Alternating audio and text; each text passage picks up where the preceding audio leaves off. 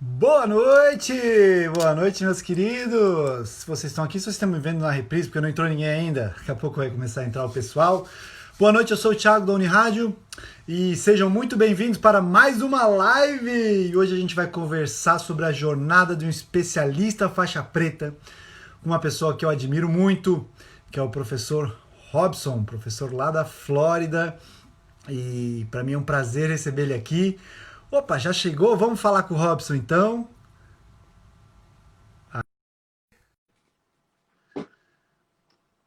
O Robson está entrando. Boa noite, pessoal. Está acenando aqui para a galera. Saúde. Vamos ver se vai dar certo. O Robson está entrando, pessoal. Por algum motivo ainda não apareceu aqui para mim. Daqui a pouco vai dar tudo certo.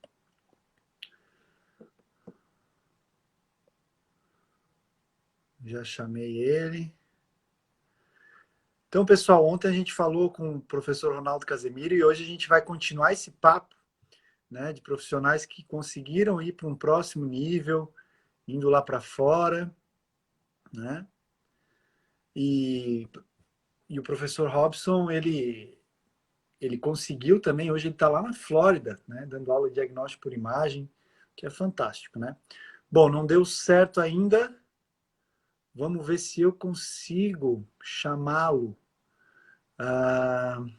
Eu não sei fazer isso, enfim. Deixa eu ver se eu consigo convidar aqui. Robson, vou chamar de novo. Acho que agora vai. Olá, Luiz, Gabriela. Hashtag Faixa Preta, tamo junto, Brenda. Show de bola.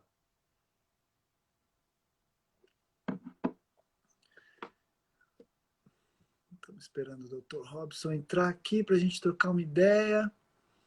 E amanhã vou fazer uma live também. Olá, Robson. Olá, tudo bem? Como é que tá? Tudo certo? Tudo tranquilo, tudo tranquilo. Tá ótimo, Tudo a bem. luz, tá uma luz aqui na minha. Tá tudo Não, ótimo, Thiago, eu obrigado. tô, eu tô te vendo muito bem aqui. Tá de dia aí na Flórida ainda, né? Isso, tá, eu até fechei aqui a janela aqui, mas ó, tá diazão aqui, ó, lá fora. Top, cara. Lugar bom aí a Flórida.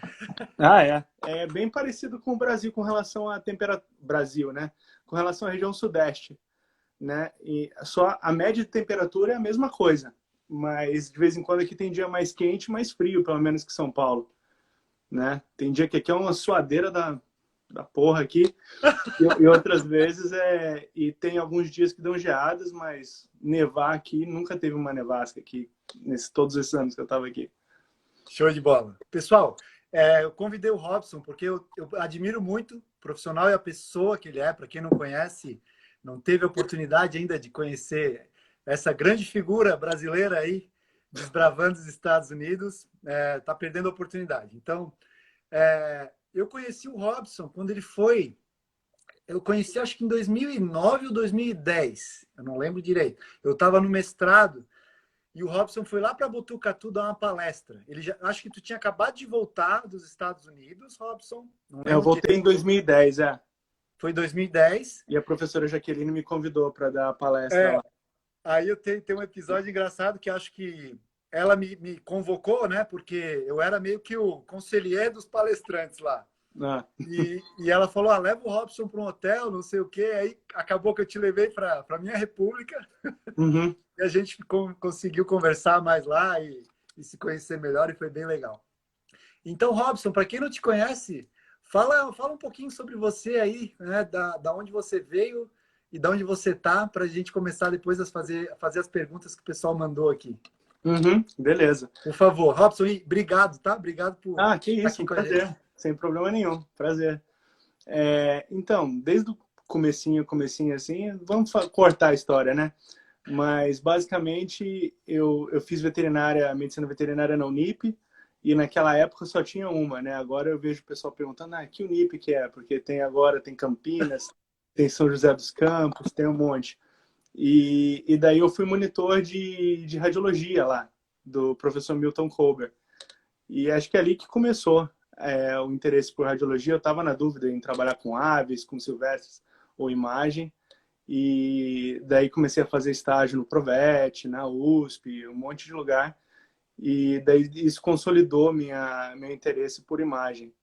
E daí depois disso fiz o curso no IVE, o curso de especialização no IVE, há um tempo atrás também, um bom tempo atrás.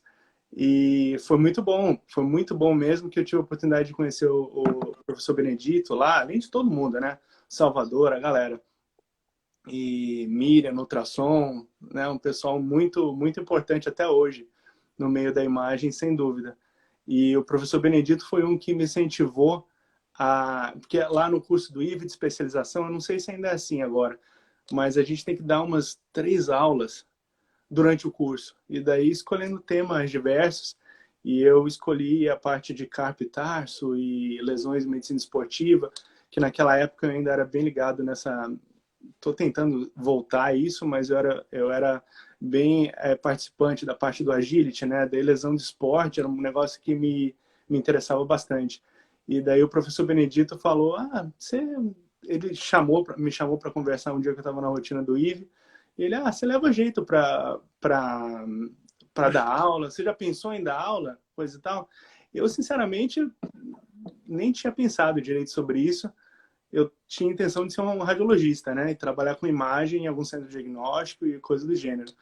E daí, basicamente, depois disso, eu tive a oportunidade de conhecer um pessoal da USP, daí fiz da anatomia, né? Porque a anatomia é uma coisa também que ajuda muito a gente na imagem, como você sabe, né? Você saber de anatomia ajuda muito na interpretação das imagens.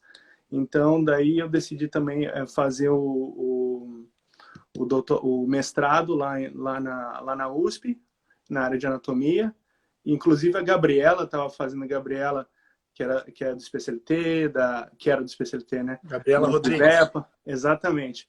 Ela era aluna de mestrado lá também, nessa parte de imagem. A Georgia também, a Georgia Jarreta. Jarreta. Tinha um pessoal lá. Só os faixa preta. Verdade.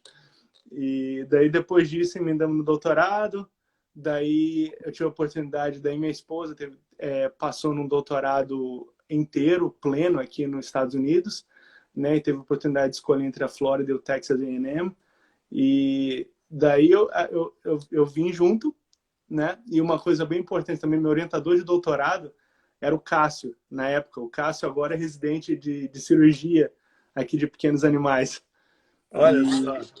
O mundo dá volta, né? O mundo dá e ele volta. veio fazer um ano sabático aqui também.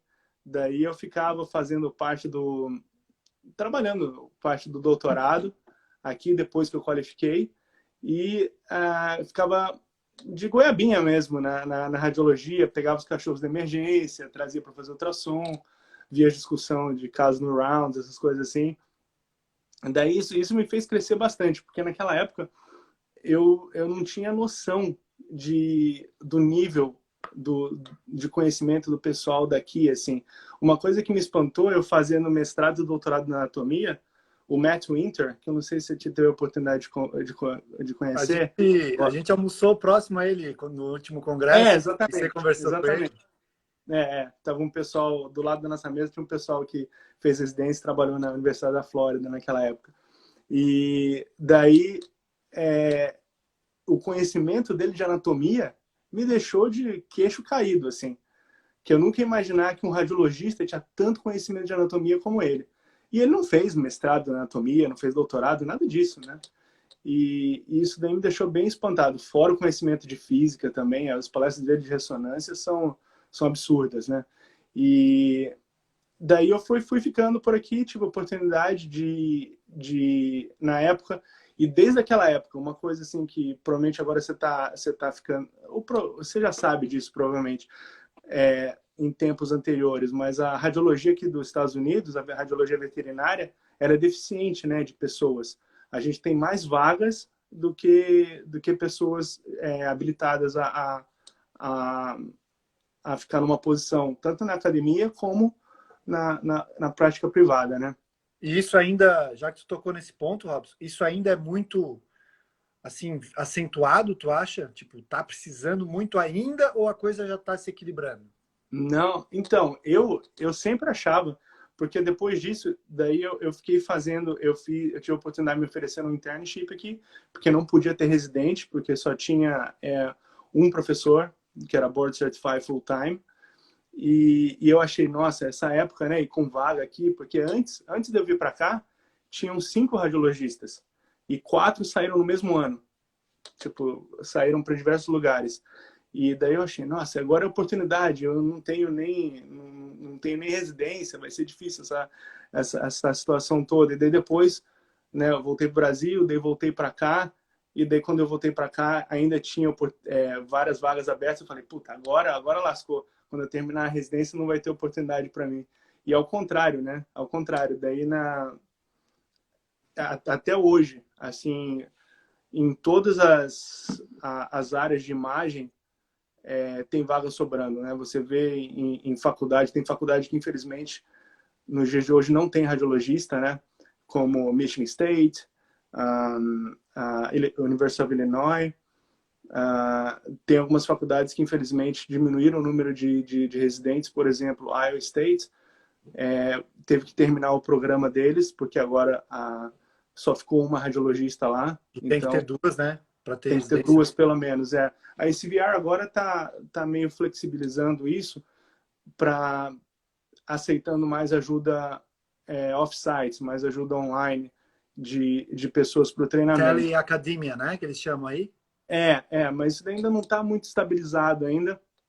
Vai ter isso no futuro, mas você precisa de ter duas pessoas num serviço para treinar. Ou porque... Eu fui preceptor de residência aqui no Brasil, Robson. É? Era a primeira residência de diagnóstico por imagem que tinha no estado, pelo menos de Santa Catarina. E eu era o único. Eu falei, cara, não tem como. Não tem. O professor está dando aula, o residente está atendendo um caso, está precisando, tem que ter uma orientação contínua ali. Sem dúvida, então, sem dúvida. Mas a gente ainda conseguia se virar bem ali. Só que era puxado, tanto para as residentes como para mim, enfim. Até tem um co-residente aqui, a Dai. É um negócio difícil, assim, né? Ter residência é um compromisso muito grande. E daí voltando, eu tive a oportunidade de fazer internship e por questões de visto, a gente teve que voltar para o Brasil. Foi essa época daí que a gente voltou para o Brasil. E foi assim, eu tive a oportunidade, foi oferecida a residência para mim, que na época a gente tinha três radiologistas aqui, mas infelizmente não, por causa de visto era melhor voltar antes do que ficar e depois da residência ter que ir embora. Então, daí eu voltei para o Brasil. A minha intenção era fazer um pós-doutorado, porque para continuar continuar fazendo pesquisa, e daí isso daí seria mais fácil, eu achava que seria mais fácil para que eu pudesse voltar para cá, né, tivesse um currículo melhor, mas daí teve aqui a oportunidade no Brasil de ter 2 equipamentos de radiologia de ressonância que foram recém-comprados, né, e não tinha gente com experiência. Eu tinha um pouco de experiência, eu tinha acompanhado pouco mais de 3 anos a rotina de imagem, incluindo a ressonância. Então foi uma boa oportunidade para mim para crescer nessa parte de imagem e a ressonância magnética dar os primeiros passos no Brasil, né? E daí depois disso, como a vontade era de voltar para cá, daí a gente voltou para cá e eu comecei a residência com mestrado junto. Então eu fiz 2 mestrados, um na anatomia e um aqui na Universidade da Flórida, que era o programa combinado com residência. E daí depois disso tive a oportunidade de prestar em alguns lugares, foi oferecida a posição de radiologista em alguns lugares por aqui e decidi ficar aqui na Flórida mesmo, pelas condições de trabalho aqui. Os equipamentos aqui são muito bons. E o hospital aqui é bem grande, bem interessante também. Legal. E com relação ao número de... acho que eu já respondi ou não? A parte do número de radiologistas, então, daí, assim, a teleradiologia, a gente está formando mais ou menos o mesmo número de residentes há alguns anos, né? O que está acontecendo agora a gente está formando o mesmo número de residentes, a gente está tendo mais residentes por lugar que está disponibilizando a residência, mas a gente tem menos lugares oferecendo a residência. Então, e a demanda, principalmente com o crescimento da teleradiologia, a demanda de radiologistas para trabalhar na teleradiologia é muito grande, né? A gente aqui, por exemplo, agora, a gente tem tem 3 e vai ter mais 2 começando agora no meio do ano, de residentes que são patrocinados pelo IDEX, pela IDEX, né? Então, o IDEX paga todas as despesas deles pela universidade. Eles têm o mesmo tratamento dos residentes que são pagos pela Universidade da Flórida, a mesma coisa, porque a IDEX paga a universidade dá os mesmos benefícios e tudo mais. Mas eles têm a obrigação de, que falam de retorno ao trabalho, né? Mas não é retorno ao trabalho, vai ser a primeira vez que eles vão trabalhar. 3 ou 4 anos que eles têm que ficar, né? Tipo, aí na Flórida a residência é 4 anos. Era quando era combinado com o mestrado. Então, daí, o mínimo exigido são 3, né? Para uma residência ser validada. Eram 4 porque tinham 1 ano de mestrado. Teve os 2 professores que eram tenure track aqui na Universidade da Flórida, na área de imagem, eles saíram. Um diminuiu para 20% e o outro saiu. Então, daí o programa de mestrado foi descontinuado.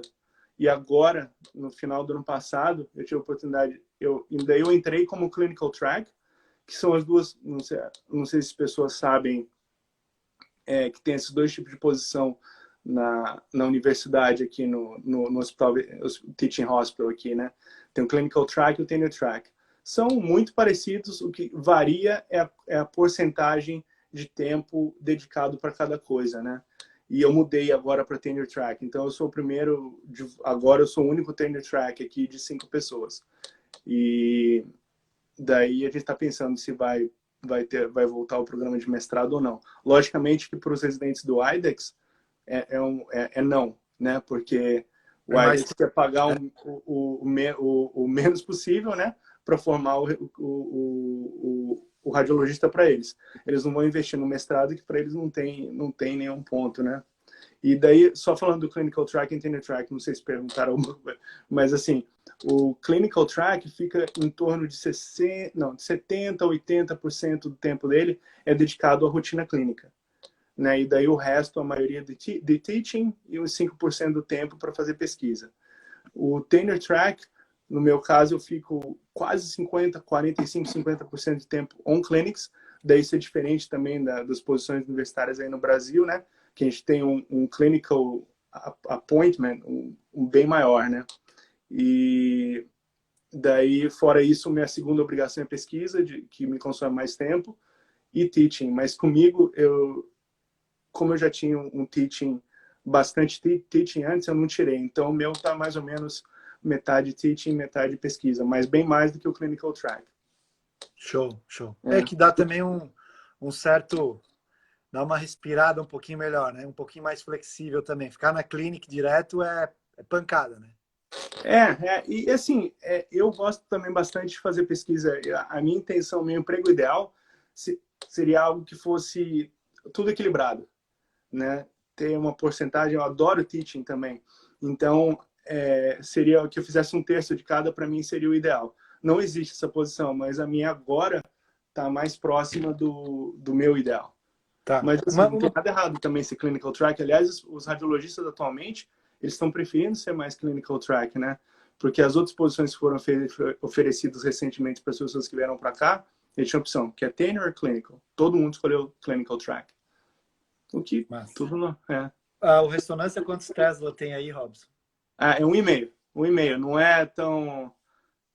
são os 3 Teslas de Ohio State, né? Nem de Tufts, né? Tufts está com 3 agora. Tá com 3, é legal. E, assim, as imagens, elas são bem parecidas, assim, o tempo de aquisição de imagem é um pouco melhor. E importante falar também, 3 Tesla, na medicina em humanos, 3 Tesla é o limite de Tesla que você, de força do campo, que você pode ter para pacientes clínicos, né?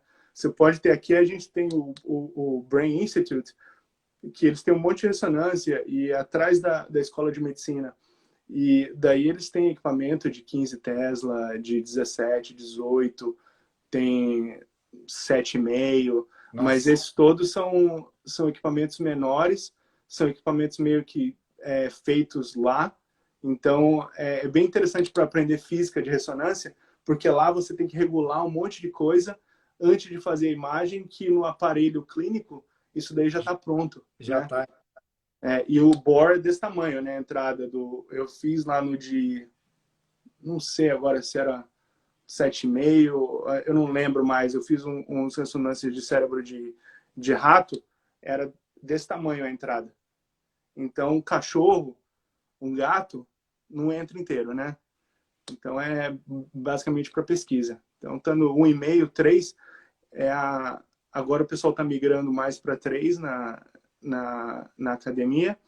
Tem, a maioria, acho que das universidades tem 1,5 nas faculdades de veterinária, e na prática privada é 1,5, mas tem vários lugares que tem clínica de neurologia que tem de low field, né? Então, os aparelhos, geralmente, menos de meio Tesla. Show. Robson, então, vamos algumas perguntas aqui, né? O que você acha, assim, para um radiologista, na tua visão?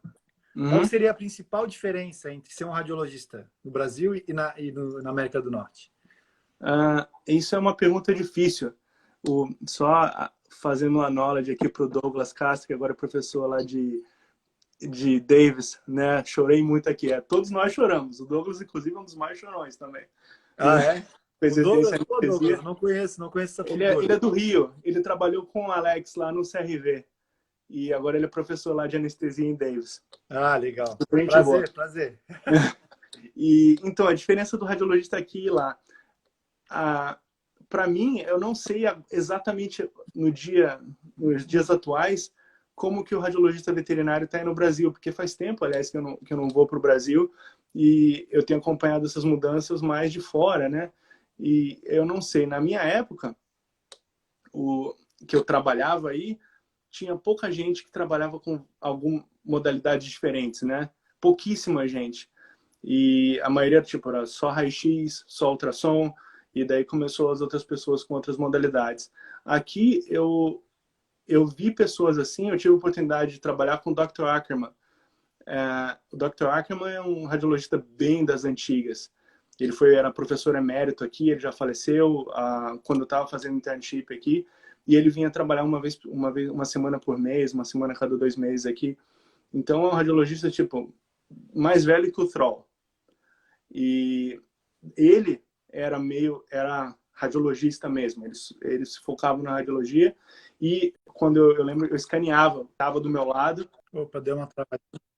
E eu escaneava porque ele não tinha a coordenação para escanear, porque ele não foi treinado com isso. Mas o cara é super inteligente. Então ele entendia da física do ultrassom, ele sabia do que ele estava vendo.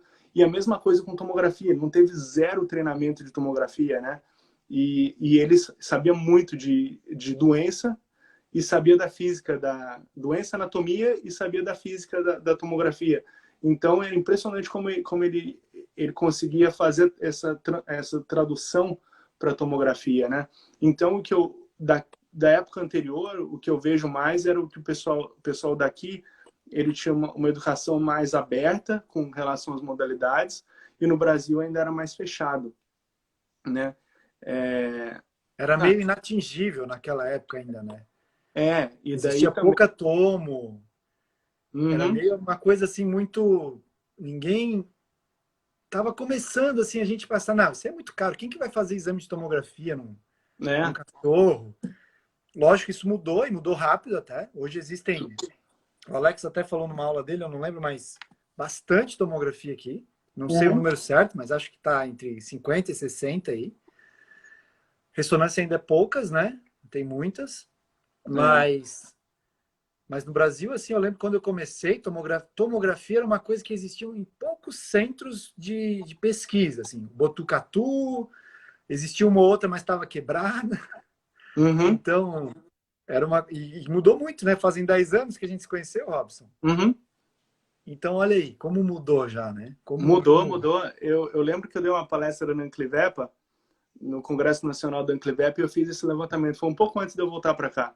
Foi a época que eu conheci o A Dani Carlos. falou que já tem mais de 100 no Brasil já. Não duvido nada disso, né? E Daí, naquele congresso, eu fiz um levantamento, daí eu lembro da época que eu saí, já teve um crescimento muito grande no número de aparelhos de tomografia. E cresceu cada vez mais, né? Uma outra coisa também que eu fiquei surpreso, porque a tomografia é muito mais polivalente, né? Você consegue fazer imagem, imagem diagnóstica para diversas doenças, né? A ressonância, ela tem uma gama de indicação menor. E daí, quando esse pessoal estava instalando a ressonância no Brasil, uma preocupação, porque se fosse falar para mim, tem dinheiro para comprar uma tomografia ou ressonância, qual que você compraria? Eu compraria uma tomografia, né? Naquela época, sem dúvida, porque a clientela é muito maior. Ela é mais versátil, né? Mas estando esses dois aparelhos estando na grande São Paulo, né? E eu achei que fosse ter pouco caso. Mas impressionante, o quanto eu abri a agenda era preenchida nesse caso. Eu fiquei espantado. Teve uma vez, inclusive, que eu não sabia, eu tinha já esquecido os feriados do Brasil, eu saí marcando o caso. E o Célio lá, o meu amigão também anestesista, ele falou, você tem certeza? Ele falou no dia, você quer vir trabalhar no feriado aqui? Eu falei, puta, nem sabia que era feriado, né? E agenda lotada, abria horário, marcava. Então, isso eu sei que isso não é um fenômeno do Brasil inteiro, né? Mas, com certeza, com grandes cidades, é impressionante que esses aparelhos, você consegue ficar rodando eles o quanto você tiver disponibilidade. Eu fiquei impressionado. Sim, mudando um pouco o foco agora da conversa, para a gente saber como tem muitas pessoas interessadas de como que você chegou até aí e tal, eu vejo que o teu trajeto, o teu percurso, ele foi um pouco diferente do habitual. Me corrija se eu estiver errado, né? Porque você foi aí, fez uma internship, né? Aí voltou, eu não lembro depois, voltou para o Brasil, depois você voltou para aí, ficou um tempo fazendo alguma, não sei se foi um pós-doc, alguma coisa, não sei, Robson. Foi um mestrado e residência. Aí foi o mestrado e residência já? Ah, tá. Porque eu lembro na época que eu conversei contigo, a residência ainda não estava muito... Eu lembro que tu não estava muito certo se ia rolar ou não. O primeiro ano era somente clínico, somente pesquisa, não tinha... E fazer aula. Então, não tinha nenhuma obrigação clínica no primeiro ano. Então, foi bem difícil, né? Sair de uma rotina pesada aí do Brasil, dando um monte de curso, viajando o Brasil, tendo um monte de caso para ver e coisa assim. E depois cheguei aqui, né? Fica de lado aí, você vai fazer pesquisa com encéfalo de rato e vai fazer um monte de matéria. Foi legal para ter uma experiência assim de vida universitária americana, né? Sim. Que eu não tinha. Embora a gente trabalhe aqui, você não tenha... Nesse ano eu tive a oportunidade de ir para o campus mesmo, né? E pegar o ônibus, ter as matérias lá dentro, coisa assim que eu não tive. Mas para mim naquele ano foi bem difícil, porque foi um ano que parou assim, eu achei que foi um ano perdido. Né? Entendi. Tudo tem um porquê também, né? Como tu falou, tu olhou pelo lado positivo, eu pude ter uma vida mais universitária e tal. Mas, assim, por que tu teve, Robson? E eu tenho que falar que eu me espelhei muito em ti. Para mim, ontem o Ronaldo Casemiro, eu fiz uma pergunta para ele. Quem que te inspira? Né? E eu vou fazer essa pergunta para ti no final também. Mas ele falou o Hélio Altran. Porque o Hélio Altran mostrou que era possível. E eu enxergo isso em ti. Eu consigo ver, porque eu te conheci lá, né? E eu vi a tua batalha, o quanto que tu precisou se mexer daqui a colar. Mas eu quero entender de ti também o porquê que tu teve essa vontade e essa, de certa forma, ambição de querer ir para os Estados Unidos e trabalhar aí. O que tu enxerga aí que tu não conseguia ter aqui, por exemplo? Então, como você tinha falado também, eu tinha falado, a primeira vez assim foi uma grande surpresa para mim, né? Eu sabia que aqui o hospital ia ter mais movimento do que os hospitais que eu trabalhei, os equipamentos iam ser melhores, eu ia ter um nível de trabalho melhor, mas daí quando você chega aqui, você vê as pessoas que escreveram o livro, que é professor aqui, ou então que escreveu um paper interessante. Então, é estranho. E como eu também ouvi um pedaço da live que você fez ontem, e que o Ronaldo falou que aqui também não é... O ritmo de trabalho é diferente. Então, essa parte aqui, eu, sinceramente, eu prefiro do ritmo de trabalho daí, do que o daqui. Mas aqui é bem mais intenso, né? A gente da radiologia ainda tem um pouco melhor, mas o pessoal da medicina interna, os professores estão aqui às 7 da manhã, né? O residente está aqui 6:30 da manhã ou antes até, vendo os casos. O pessoal da emergência nem se fala, né? E daí essa parte é meio complicada, mas uma coisa assim que a gente vê aqui é que funciona, né? As coisas realmente funcionam. Uma coisa também que eu tinha experiência lá do Brasil, principalmente com a parte da acadêmica, né? As pessoas conseguem comprar os equipamentos por uma bolsa que ganharam, mas não tem dinheiro de manutenção. Daí, como você falou, né? Equipamento foi um equipamento novinho, quebrou um cabo e você fica 3 meses sem fazer. Aqui não é assim. Aqui o hospital é um hospital que... E também o Ronaldo provavelmente falou isso daí, né? A faculdade aqui é pública, mas os alunos pagam para fazer a faculdade, né? E daí eles exigem muito mais da gente. E o hospital também tem que dar dinheiro. O hospital universitário não é um hospital que não pode dar dinheiro, né? Ele tem que dar dinheiro, inclusive ele não sei se todos, mas com certeza a maioria deles, o preço das consultas é mais caro do que fora, em algumas coisas. Porque daí você está sendo tratado com um especialista, né? E então, vendo que a condição de trabalho é melhor, né? As coisas funcionam, os alunos também são muito interessados, né?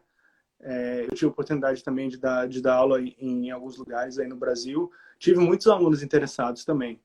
Mas, com relação à porcentagem de gente mais dedicada, aqui tem mais gente dedicada, né, do que nas oportunidades que eu tive quando eu lecionei no Brasil. Você sabe quanto que o aluno paga para fazer aí os 4 anos de faculdade, não? Não sei direito, não, porque tem 3 tipos de alunos aqui, né? Aqui tem o aluno que é o in-state, o out-of-state e o offshore. Então, o state é aquele aluno que, in-state, ele é aquele aluno que pelo menos morou, eu não lembro se 2 ou 3 anos no estado. E daí tem maior número de vagas, mas deve ser mais de 100 mil, menos de 200 mil, provavelmente a conta total. Tá. E eu lembro que a Dominique me falou que em Tufts eles pagam cerca de 250 mil pelos 4 anos. Então. E Tufts provavelmente é um pouco mais caro, porque o Tufts tem um pouco diferente com relação ao incentivo do Estado, com relação à maioria das universidades aqui, né? E, então, um pouco mais caro também, imagino. Mas daí a pessoa que vem de outro estado, ela paga mais, né? E daí tem esses alunos também que provavelmente você vai ver também, que são os offshores, que são 95% são americanos, mas que não passaram nas universidades daqui dos Estados Unidos. Então, eles vão fazer a faculdade no Caribe. Então, no Caribe, eles fazem 3 anos, né? Tem 3 ilhas do Caribe, tem faculdade lá que é mais credenciada. E eles vêm fazer o último ano, o ano clínico, eles vêm fazer nos Estados Unidos. Então, esses aí são os que pagam mais caro, né? Porque a faculdade deles é bem cara fora e eles pagam bastante para o ano clínico dentro dos Estados Unidos. Então, esses realmente eu acho que tranquilamente deve ser mais de 300 mil dólares pelo curso. Então, o pessoal que está muito dedicado, né? E agora tem um movimento também que tem pessoas, e os juros que as pessoas pagam é muito alto também, né? Tem colega meu que é professor aqui que tá tendo que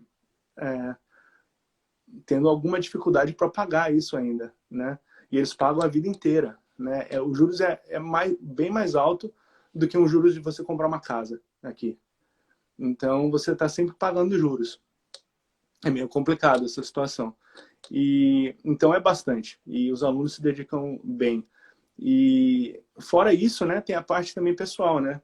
Aqui, assim, a veterinária é bem reconhecida, então o salário aqui é bom, né? E a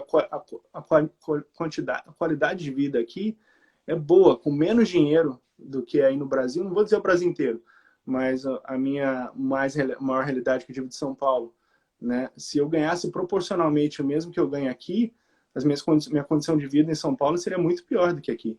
Né? E daí fora a questão de segurança, coisa e tal, né? Uma coisa também que eu fiquei bem espantado, né, nesses últimos anos aqui, foi o Cássio, o professor Cássio da ortopedia, né, vir para cá para fazer a residência, né? Então, ele acho que é a maior prova de uma pessoa de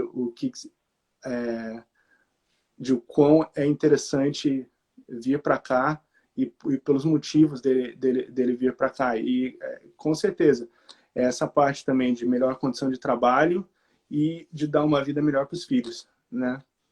Então, isso eu sei bem também o que é isso, porque de certa forma, eu estava me sentindo assim também, né? Mas isso eu vou falar na live amanhã. Tá, deixa para amanhã. Deixa para amanhã. Amanhã eu que vou falar. Uhum. Eu quero ouvir de vocês, né? Eu não quero ser fominha, porque eu tenho muitas perguntas minhas, mas eu vou deixar o que o pessoal perguntou, né? Assim, eu sei que entrar na residência para ti foi uma coisa mais natural, mais suave, porque o pessoal te conhecia aí, né, Robson? Creio eu. Uhum. Né? Ou tu teve muitas dificuldades para entrar na residência? Para entrar na residência, não, né? Porque eu já fiquei aqui 3 anos, né? Sim. Mais de 3 anos até antes. Então, essa parte não. No começo, foi mais difícil, assim, né? Porque, assim, eles não sabem o quão bom você é. E eu, basicamente, eu fui o esforçado naquela época, né? Porque, foi assim, o orientador de doutorado da minha esposa, ele era um grande amigo do diretor do departamento na época. E daí como eles sabiam do meu interesse de radiologia, ele falou, será que ele não pode ver aí o que está rolando, participar do rounds de manhã, coisa e tal. E daí também, com isso, logo depois também já chegou o Cássio fazendo o sabático dele aqui, né? Então, daí as coisas casaram bem aqui para minha rotina aqui. Então, com esse tempo, e esse tempo acho que foi primordial para mim, porque meu inglês, né, não é tão bom ainda, mas ele, naquela época, muitos anos atrás, era bem complicado, né? E daí eu tive a oportunidade de me interagir com a nomenclatura técnica, né? E ver o pessoal fazendo antes de eu fazer. Então, eu lembro que quem me colocava mais para trabalhar era o Dr. Ackerman mesmo. Mas tinha um monte de pessoas também. Isso daí foi muito interessante no meu internship, porque a gente tinha poucos radiologistas aqui. Daí, quase toda semana tinha o locum. Vocês já ouviram falar desse termo? Locum é o visitante. Então, o locum tem todos os serviços. Vem gente no oftalmo, são pessoas de fora da universidade que vêm para ficar uma semana, um mês, né, sendo pago por fora para ficar na rotina clínica. Então, a gente tinha locums quase toda semana. Né? Eu tive a oportunidade teve uns locums de maior tempo, tipo a Vicky Johnson, né, que é a dona do VetCT. Ela ficou aqui uma vez 6 meses, outra vez 4 meses. Né? O Danju, Marc-André Danju, veio para cá fazer locum algumas vezes. O Fischeri, lá do AMC de Nova York. Grande figura. Tomei no último congresso, eu tomei não sei que drink com ele lá, mas o cara é um figura, né, cara? Super gente boa, super gente boa. É um lugar que eu quero conhecer, Robson. Você já conheceu a AMC? Não, nunca fui lá. Pô, quando eu vi algumas palestras do pessoal que trabalha lá, eu falei, caraca, uma radiologia intervencionista top, assim. Eles têm um fellowship em radiologia intervencionista com o Chico Wise lá, que escreveu o livro de radiologia intervencionista. Eu conheci ele lá no Vet Meet da Espanha. Pô, lá da Espanha. Cada coisa. Ele e a mulher dele, né, a Alison, que é outro gênio. Uhum. né? Não sei se você conhece Então, a daí Adson, ela faz mais com urinário. pessoalmente eu não conheço ela não. Mas, É. então, lá é muito bom, mas né, eu preciso ir lá. Você vai estar bem mais perto de lá, daí vai ser mais tranquilo. Vamos ver, vamos ver. E qual foi a tua Mas daí... maior dificuldade na residência, Robson? O que que você achou que assim que a residência, putz, cara, isso aqui foi para mim mais difícil, assim. O que que você Uhum. achou? Então, a residência em si, ah, teve algumas dificuldades, mas eu tive mais problemas assim para me adaptar durante o internship, sem dúvida nenhuma, né? Porque ainda a gente, né? Além de ser na área de radiologia, a gente precisa também ter um bom inglês para se comunicar, tanto para escrever o laudo, né? Então, como conversar com as pessoas no telefone. Então, e eles já estavam me treinando já para fazer o board. Eu já tinha na segunda parte do meu internship eu tinha exames toda semana, né? Exame escrito com algumas questões de patofisiologia, de física e coisa do gênero. Então essa parte foi a parte mais difícil para mim, porque essa coisa de adaptação e as pessoas, né? Eu tive a oportunidade de trabalhar com o Kip Barry, que é um radiologista excelente, o cara é o melhor que eu já conheço, e ele é amigão meu. Nossa, Isso ele tem muitos artigos fantásticos, assim. então, ele é uma máquina, ele uma máquina. E o Matt Winter também, então eu consegui trabalhar com pessoas de muita qualidade aqui. E eu ficava sempre espantado, falando, meu, eu nunca vou chegar naquele nível, nunca. E eu ficava sempre espantado. Na residência, foi um pouco diferente, porque no internship tinha pouca gente. Na residência já tinha mais gente. Já tinha mais professor, já tinha mais residente. Então, da residência, não teve nada assim de muito problemático. Foi mais a readaptação aqui. O ano de mestrado foi bem problemático, né? Eu tive homesickness, né? Como é que se fala? Saudade de casa. Saudade de casa, saudade da vida que eu... Saudade é uma palavra que não existe ainda. Por aí. Mas daí a residência acho que foi relativamente tranquila, foi adaptando, porque assim, eu já tinha a experiência daqui, eles já confiavam em mim, e eu já tinha experiência do Brasil, mais consolidada no tempo que eu estava aqui. Então foi basicamente assim, né? Nos residentes de primeiro ano, o pessoal, não, quando você for fazer ultrassom, você liga pra gente, a gente vai lá te ajudar, né? Comigo, eu nunca tive ajuda no, no on-call. Então, assim, eles sabiam que eu ia ligar se eu precisasse, né? Mas foi assim, e eu acredito com certeza com o Cássio deve estar sendo algo semelhante, assim, porque, né, o Cássio tem muita experiência, então ortopedia, deixa na mão dele, né? Com certeza ele vai se virar melhor do que os professores aqui, sem dúvida nenhuma, né? Da hora, da hora. E assim, para quem está assistindo a gente, tem muitas pessoas interessadas, inclusive eu recebi mensagens agora, né, de como que eu fiz e tal, coisas que eu vou responder amanhã, mas eu quero Uhum. saber do Robson.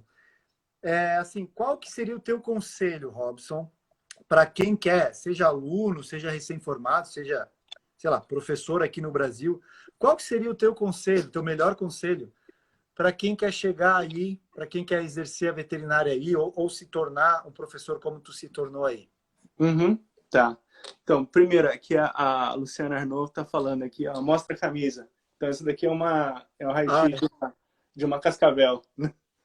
E daí a Lilian também e falou. deixa eu falar, Robson, você está naquela salinha cheia de serpente aí, né? Tem. Aqui é o meu escritório, né?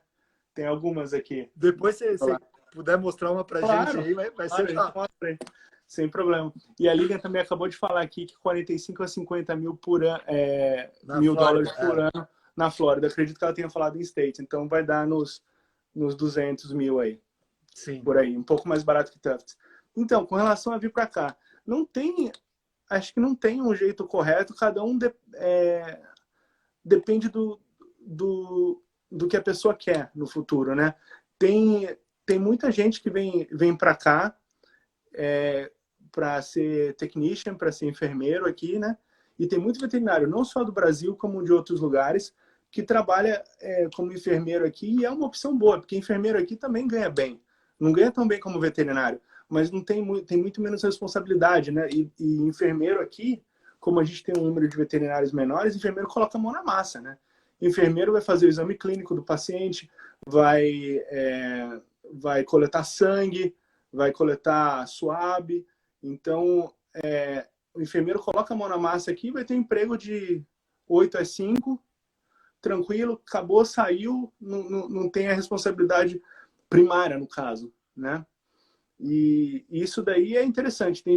Tinha alguns hospitais, agora eu ainda não sei se ainda fazem isso, mas tinha uns hospitais que esperavam a pessoa se adaptar a isso e eles pagavam para a pessoa fazer a prova de validação, de reconhecimento do diploma aqui nos Estados Unidos, né? Contanto que essa pessoa trabalhe para eles como veterinário por mais alguns anos. Então, esse é um jeito... Daí varia muito, né? Aqui na Universidade da Flórida, eu tenho oportunidade de trabalhar com muito brasileiro. Assim, é um dos lugares acho que tem mais quantidade de brasileiro na universidade trabalhando como professor e alguns que agora um pouco menos, mas como residente também. Cada um tem uma trajetória diferente, né? O André Xi, o Ricardo Chebel, eles vieram, o Fernando Garcia também, eles vieram logo depois de terminar a faculdade. Ou vieram fazer o estágio curricular, alguma coisa assim, e daí acabaram ficando, sendo oferecido uma vaga para cá, né? Daí tem gente como eu, assim, que ficou batendo de um lado para o outro, e nesses casos o maior conselho que eu tenho é a insistência, porque a insistência acho que é a coisa que todos aqui fizeram, né? Acho que tem uma qualidade ou uma característica das pessoas que estão aqui é que, igual um outro brasileiro, o Rafael, que é professor aqui também de Food Animal, né? Faz igual a vaca, abaixa a cabeça e vai para frente, né? E daí isso é um dos jeitos, né? Outras coisas assim de pessoas que vêm para cá e tipo, fazer pós-graduação, né? De vez em quando eu recebo alguns e-mails sobre tem vaga aí para fazer pós, coisa do gênero. E isso é diferente também do Brasil, então vale a pena. Eu já te mandei esse e-mail também. Você mandou? Eu Mandei ano passado, cara. De pós-doutorado. Tá o CAPS para pós-doc. Pós-doc. Pós-doc é um pouquinho diferente, né? Porque pós-doc é um aluno que ele já vem com mais treinamento e é um aluno que você não precisa pagar a matéria para ele. É um aluno que vem limpo para pesquisa, né? Então aí é um pouco diferente. Mestrado e doutorado é bem diferente e eu posso falar porque eu fiz mestrado nos dois lugares e doutorado aí no Brasil. Mas é diferente daí, né? Aí você faz universidade pública, é de graça, né? Você não paga pelo seu mestrado ou pelo seu doutorado. Você pode até receber bolsa. As matérias são de graça. Eu lembro que no meu mestrado eu fiz muito mais crédito do que eu precisava, porque eu falava, esse curso é interessante. Tava com tempo, vou pegar e vou fazer. Aqui não é assim, né? Aqui a pessoa vai ter o aluno de mestrado, doutorado, porque ela escreveu uma proposta de pesquisa, foi aprovada, e nessa proposta de pesquisa você tem o dinheiro para um aluno de doutorado ou de mestrado, que daí você vai pagar todas as matérias desse aluno e vai pagar um salário para esse aluno, né? E além dos seguros, coisa e tal, que tem. Então, é bem mais difícil. Não tem mestrado, doutorado de graça, né? Nada de graça aí. Tem uma outra opção aqui que eu conheço, pelo menos um aluno aqui, que o aluno paga pelo mestrado. Então, ele não ganha nada e ele paga para ganhar esse título. Ele paga as matérias dele e paga para defender e coisa do gênero. Então, aqui é diferente isso. E na radiologia, como a gente tem não tem tanta gente disponível na área acadêmica, e cada vez mais as pessoas mais se dedicam para ser clinical track, tem muito menos chance de ter gente com dinheiro para poder fazer isso. Uma coisa que eu tenho oportunidade de ter feito, eu já fiz 2 vezes, e isso me ajuda bastante, acredito também eu posso ajudar a pessoa que veio, é o aluno que está fazendo doutorado no Brasil e daí vem fazer um sanduíche com bolsa do Brasil. Sim, Daí sim. isso daí a gente consegue. Foi o que eu consegui fazer durante meu doutorado, mas eu fui para Pensilvânia, né? Uhum, Aí então, eu tinha bolsa FAPESC e elas pagam tudo. Então isso é uma boa alternativa para assim, para a galera sentir como é que é a parada. sem Né? dúvida. Sem dúvida para ver a rotina. E esse daí é uma situação muito mais fácil para ser aceito aqui, né? Porque a pessoa não tem que desembolsar, não precisa ter o dinheiro para fazer isso. A pessoa chega e daí vai trabalhar na pesquisa e eu sempre tento colocar essa pessoa também para participar da rotina dos rounds, participar das atividades didáticas e da rotina clínica, pelo menos dos rounds. Sim, sim, Né? legal. Bom, legal, obrigado, Robson, pela tua Isso. resposta. Eu queria perguntar, assim, uma curiosidade minha, né? Você chegou aonde queria ou tu almeja outros voos aí? Então, eu agora, a gente, assim, correu muito nos últimos tempos, né, para tentar alcançar, fazer residência e depois se tornar professor, né? Eu terminei isso, daí minha esposa também estava, agora ela terminou a residência dela em anatomia patológica, então a gente estava sempre na correria, né? E então, e agora também eu tive a oportunidade de mudar do clinical para o tenure track. Então agora eu estou num tempo que profissionalmente eu acho que eu tenho que aproveitar essa área e agora e depois pensa, logicamente a gente está também desenvolvendo mais a parte da sociedade de diagnóstico por imagem de animais silvestres exóticos, então isso é uma coisa que eu gosto bastante. Parabéns por isso, inclusive. Top, Obrigado. show de bola. Quinta Espero, sociedade aí espero futuramente poder contribuir, porque eu adoro essa área. Meu claro, por doutorado foi favor. nisso, né? Então, O objetivo principal dessa sociedade é divulgar mais e discutir mais sobre isso, né? Porque na veterinária a gente trabalha com 3 espécies, basicamente. Na medicina silvestre, se trabalha com um número incontável de espécies. Então, agora, nesse exato momento, eu estou me dedicando mais a essa minha adaptação para o tenure track, de pesquisa e com essa sociedade. E agora é a hora de me dedicar mais à parte pessoal, nessa parte agora. Né? A Lina terminou a residência, né? A gente vai ser pai e mãe de uma menininha no futuro. Oh, que Então, legal! então agora é a hora de aproveitar isso, né? E daí depois, no futuro, a gente vê o que Mas deixa que eu mais... entender, ela tá grávida, então. Tá. Olha, parabéns! Alguém Daqui a sabia? pouco... Alguém sabia? Divulgou em rede nacional agora? Rede nacional. Parabéns, que felicidade, cara. Ó, agora que vai vir o desafio da vida. Então, Residência não era nada. esse desafio eu nunca tive, né? Vai ser a Olha, primeira que vez. Eu tenho alegria, desafio com cara. animais, tudo, mas você tem 2 filhas lindas, então eu vou ter essa oportunidade também de desenvolver Que nessa legal, parte. Robson. Fico muito feliz por ti. Fico muito feliz por ti. Bom, rapidinho vou responder aqui que o nosso tempo já está quase acabando. Uhum. O sargento perguntou quanto tempo é a residência e teria que falar outra língua? No mínimo 3 anos a residência e tem que ser fluente praticamente em outra língua. O Alisson perguntou se você faz várias modalidades de exame. Robson? Uhum. Faz todas, então, né? incluindo... a gente tem que... todas. Inclusive, se for fazer mestrado, residência no Canadá, tem que falar também francês, além do inglês, né?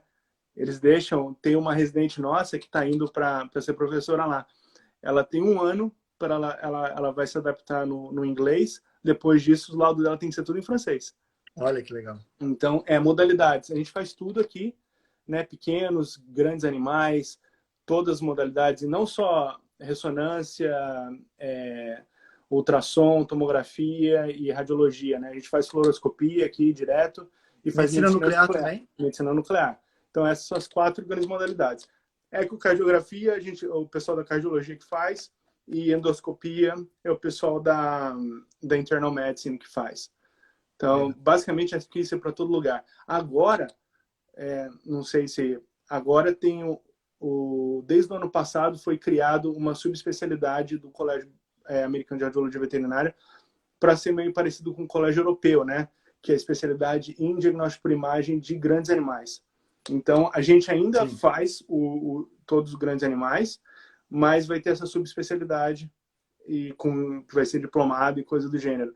Então, agora eles estão abrindo para quem quiser prestar, que foi treinado, fez residência aqui em residência tradicional, mas daqui a alguns anos só vai ser apto a prestar a pessoa que tiver feito a residência em Large Animal Imaging. Legal, que bom.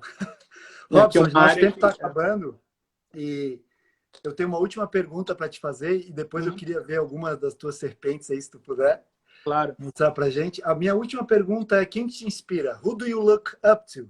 Eu perguntei já para Dominique Pennick e ela falou, ela ficou meio assim, né? Tipo, quem que eu... Ela falou Nyland. E eu tenho essa dúvida. Who do you look up to? Quem que você admira? Quem De que te radiologia, você inspira? está falando? Não só na radiologia, mas na vida e Porque, tudo. assim, muita gente me inspira, muita gente mesmo, né? Desde a minha família, meu pai, minha mãe, com certeza, e minha esposa que está trabalhando, né, árduo aí na residência de anatomia patológica, né, é difícil. Eles fazem também todas as espécies, né? E daí, assim, na imagem eu tenho a primeira pessoa que me abriu porta foi o Milton Colbert. Então eu sou muito grato com ele, o professor Benedito também. E aqui o Matt Winter e o Kip Berry. Essas são as pessoas que mais... Excelente escolha. Quando tu falou pai e mãe, para mim já matou a pau. Não, mas é impossível, né? Eles me aturaram mais que todo mundo. E te apoiaram muito também, né? Sem dúvida nenhuma, sem dúvida nenhuma. Se eu não tivesse o apoio deles, eu não daria para eu insistir tanto como eu insisti, né?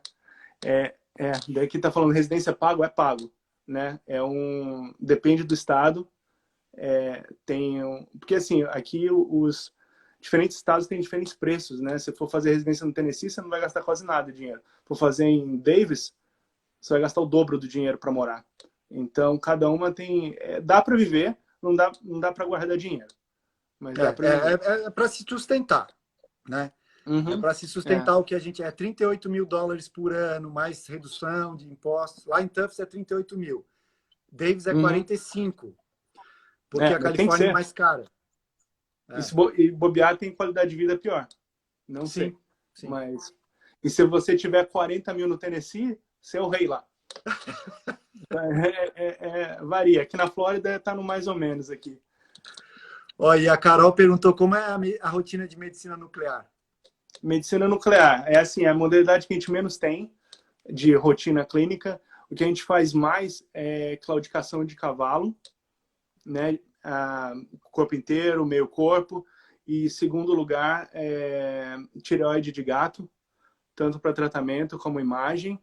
E daí, de vez em quando, a gente faz. Quando tinha uma outra clinician aqui que ela pedia bastante para checagem de metástase óssea em cachorro com osteosarcoma ou com outro tumor ósseo.